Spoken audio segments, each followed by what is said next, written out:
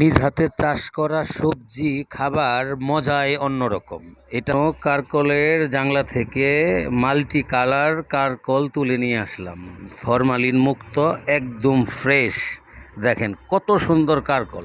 কারকল আমার অনেক পছন্দের একটা সবজি। আজকে চলে আসলাম আমাদের নিজ হাতে লাগানো কারকলের ঝাড়ে। আমাদের গাজীপুরের ভাষায় ঝাড় বলে, অনেকে আবার জাংলা বলে। অনেক সুন্দর কারকল আসছে। কারকল আমার পছন্দের একটি সবজি। এই যে একটা দেখেন, অনেক সুন্দর। হ্যাঁ, ওইদিকে আরও অনেক আসছে, অনেক সুন্দর কারকল আসছে।